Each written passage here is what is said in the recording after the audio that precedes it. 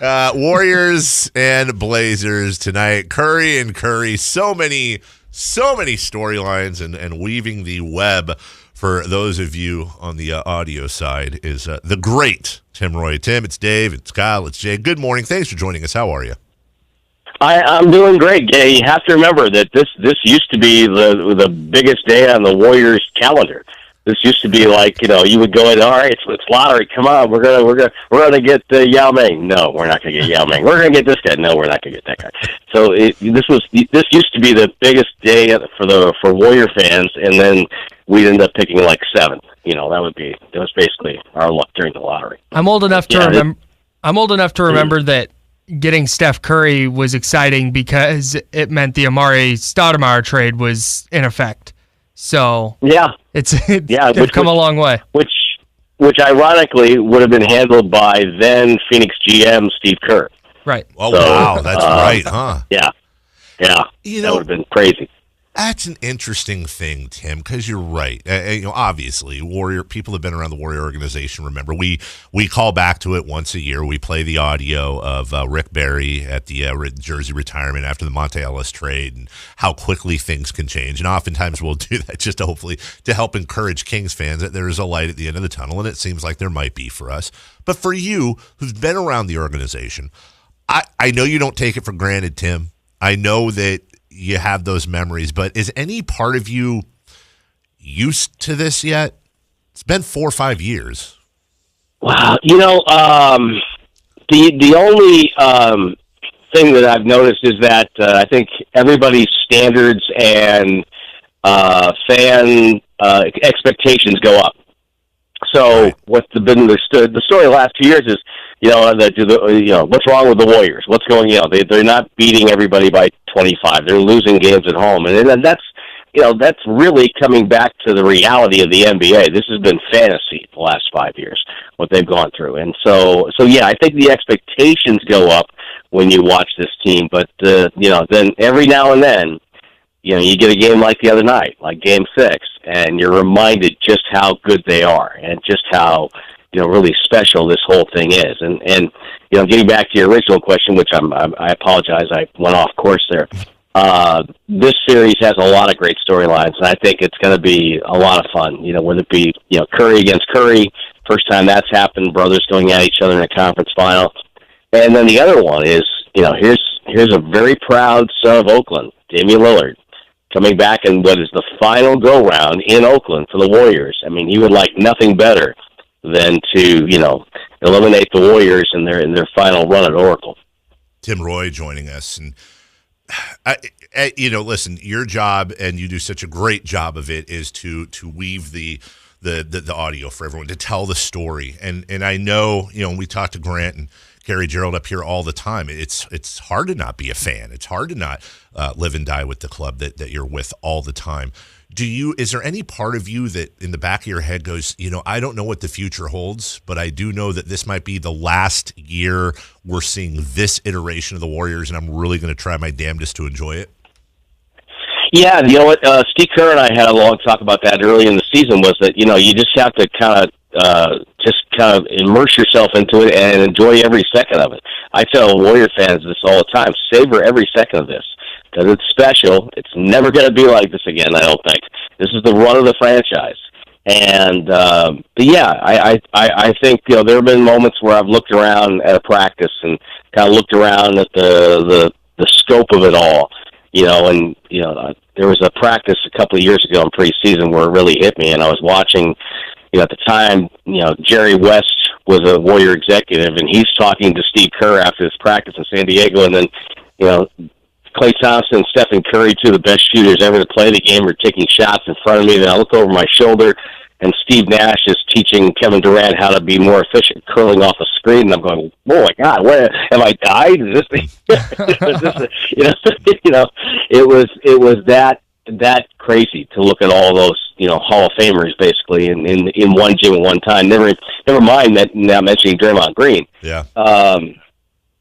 So yeah, it's been really special, and every now and then you're right, I have to kind of force myself to detach from the job, step back, and just enjoy all of this because you don't know what's going to happen this summer. I think it's going to be a very eventful summer, not just for the Warriors, but for the NBA. It felt like when Kevin Durant went out in Game 5 against Houston, the Warriors, through those couple minutes in the third and then through the fourth, had this little extra edge to them, like they wanted to prove, hey, we won 73 games before this guy got here. We're still really good. And it seemed like they carried that over into Game 6, really with the intensity on both ends of the floor. Do you expect that to continue to carry over as long as Durant is out, or do you think that kind of jolt of adrenaline will come down eventually? That's a really good question because the adrenaline is because of the Rockets have been the team that keep talking, hey, we're coming after the Warriors. We're obsessed with the Warriors. We sent a 3-hour video outlining how many 200 missed calls against us in Game 7 last year, whatever it is. They're obsessed with the Warriors, and I think the Warriors wanted to kind of pound that nail in one more time. I don't know what kind of emotion they're going to have tonight, and that's been really a big story of this season for them, is that they have had emotional letdowns. They have had nights where they get out there and there's just nothing there. Now, we're in a conference final, and I think they're getting close to the prize, so I would be really shocked if they came out flat, but I don't know if they'll have as much of an edge, as you say, to them tonight, because just because it was Houston. Tim Roye with us. He will be on the call tonight, 6 p.m.-ish tip-off. Warriors-Blazers, Game 1, Western Conference Finals. Tim, we were having one of those silly sports talk conversations yesterday, and the question was, do we overrate sometimes NBA coaches and their actual effect on teams? And one place we know they're not overrated is in Oakland with Steve Kerr. When you look at the amount of personalities, obviously, on that team. You mentioned the Hall of Famers, of which there's certainly 4, probably 5 on that team. And there's definitely been some hiccups and some speed bumps. I keep asking if you sit back in awe, but you're with that team. You speak to Kerr on a regular basis. Are you in awe sometimes at how seemingly easy it seems for him that he handles all those personalities so deftly? Yeah, he might be the best communicator, Dave, that I've worked with. He knows what to say and when to say it. And he does manage all those personalities very well. And it's because he communicates every day with those guys. I mean, I'll give you an example. Before the playoffs, he pulled DeMarcus Cousins aside after practice and had a very long talk with him as to, gave him basically a primer as to what to expect in the playoffs. He goes, and I know he told him basically, hey, you might get mad at me on a certain night, but there might be a certain night where I'm going with that small lineup to finish the game because it might be our best chance to win the game. And I think because he does that, players don't get surprised. They're not like, well, I don't know why he didn't play. They know why they're not going to play, or they know why they're going to play. I think one of the reasons they played so well in Game 6 was with their bench was the night before he told everybody, hey, all hands on deck. I'm going to call anybody I can to help us win this game. And so those guys were ready to play. But I think his best strength, though, is managing the big-time player and getting, that player back into a good frame of mind. And I think that's helped the Warriors very easily. This season could have disintegrated. Very easily last season might have been able to blow up, too. But Steve Kerr keeps it on course and keeps everybody from, getting too exasperated with one another. Along those same lines, you talk about kind of keeping a star player in the right frame of mind. Are you expecting a bounce-back series from Steph Curry? Because I know we saw him that amazing second half in Game 6 against Houston, but for the most part, that series he's pretty quiet. Do you expect him to break out a little bit against Portland? I would expect him to. I think that with Steph, he's almost unselfish to a fault sometimes. Yeah. I think he defers sometimes. He was being double-teamed a lot in the Houston series. So I think he was very, happy with letting other players take over, and it's part of his strength. It's why people like to play with him. But it's also, I think, at times he needs to be a little more selfish and to look for his. But yeah, I expect him to bounce back. He doesn't stay down for too long. He might have a couple of hiccup games, but as we saw the other night, even inside of one game, if he gets it going, then he's one of the baddest men on the planet because. Yeah, you can defend him. You can be right up on him, and it's not going to matter. Yeah, a couple of those shots he hit in Houston were ridiculous. Are you expecting Andrew Bogut to continue to stay in the starting lineup with Kevin Durant out? That's a good question. I think he might start against the Trailblazers simply because they have Enes Kanter, and he's a very good offensive rebounder. They're one of the best offensive rebounding teams in the league by percentage. So I think that having Bogut out there might be one way to try to negate that, and I think it also keeps their rotations solid. Kevon Looney keeps coming off the bench, and they can start Andre and bring McKinney or someone else, Drebko, off the bench. So I think it's easier for Bogut to start a game than it is for him to come off the bench at this point of his career. Talking with Tim Roye, Warriors. I'm having a hard time saying Warriors radio voice, Tim Roye. Damian Lillard and C.J. McCollum. Try doing that for a living. Yeah. Damian Lillard and C.J. McCollum are obviously one of the very best backcourts in the NBA. How do you think the Warriors try and match up with them? Is it just a matter of putting Klay Thompson on one and letting Steph try and stay in front of the other, or are they going to have one of those situations where they have Steph go hang out in the corner and let Thompson and guys like Iguodala and McKinney and guys with more length try and guard Lillard and McCollum?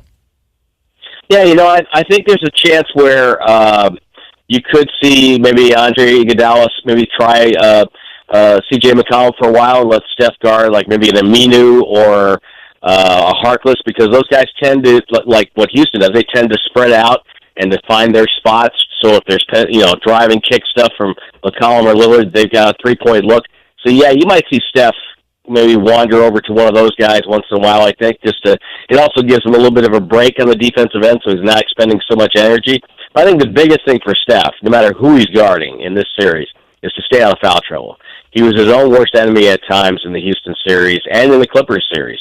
He tends to go for the steal a lot, and that gets him into trouble. And eventually the message was in the Rocket series was, hey, if Harden's got you, if he's got you on his hip, let him go. We'd rather give up the bucket than have you get into foul trouble. And so I think there'll be more of that in this series. Tim, just going back to that series real quick, were you surprised at that Game 6? Was that, not necessarily just the win-loss, but was that a different outcome, different game than you thought it would be going in? I told Steve Kerr at Shooter, I had a really good feeling about that game. I thought they were going to play well. I didn't know if they were going to win, but I thought they were going to play well. I thought that, that losing a guy like Kevin Durant, I think, makes the Warriors focus, and that's been one of their issues this year is getting that consistent focus. So, and I also thought it would free up Steph to do what he does. He tends to. Steph's, as I mentioned, he tends to defer a lot. He wants to keep everybody happy, and he doesn't mind if Kevin Durant takes 3 shots in a row or Klay Thompson starts firing up shots as he was in the first half against Houston. So I had a really good feeling about it. I thought they were going to play pretty well. I wasn't going to be shocked though if we were coming back for Game 7 because Houston's really good. I mean, they're really, really good, and they're not an easy out, if you will. Tim, I'm sure you're familiar with Pat Riley's philosophy, the disease of more, talking about winning teams, championship teams, and where they go and how difficult it is to get back to that summit. When you look at the Warriors this year and the amount of success they've had, and probably should end up being, if they win this year, 4 in a row, do you find that one of their challenges this year, one of their big challenges, has been staying motivated, staying awake, staying hungry, or no? I think during the regular season, my line about it, Dave, has been that, say they go and play and get thumped by somebody, and my line would be, I think this game just proves the Warriors can read a calendar. They know that it's January. They know that it's February. But it was, but when it gets to late March, all of a sudden you see the tempo start to pick up a little bit, and they start to focus a little bit more. And I think that's true of every championship team. I think, we can probably go back and, say look at the Lakers in the early 2000s, and during the season there'd be a series of headlines about Shaq and Kobe not getting along. But when it came time to play, it was time to play. And so, it's remarkable though that they've been able to get to the Western Conference Finals 5 years in a row. I mean, they're only the second Western Conference team to do that, and that just blows my mind. Well, just in case for you youngins, former voice of the gold miners, former voice of the coal miners. Hey, come on now. You know, it's amazing. David Archer, baby, David Archer. The launching pad that is KHTK. What is that now? Let's see. If we count Grant, that's 1, 2, 3. That's 4 of 30, I believe, NBA play-by-play voices that either have or have had have worked with Eric Hasseltine, Wheels, up in Portland. Right, Tim, Wheels. You of course, and that's a pretty good record for a tiny little Sacramento station. It's a really good record, you know, and you know, don't forget Jim Cosmore worked at the KCK for a while. So yeah, it's really good. It's a good launching ground. It's a good place to learn your craft, and I've always been very appreciative of my time there. You know, I got to work with Grant. I got to work with Jack Youngblood. Who'd ever thought I would get a chance to work with Jack Youngblood of all people? But yeah, just really, it was really those were fun days, and I remember them fondly.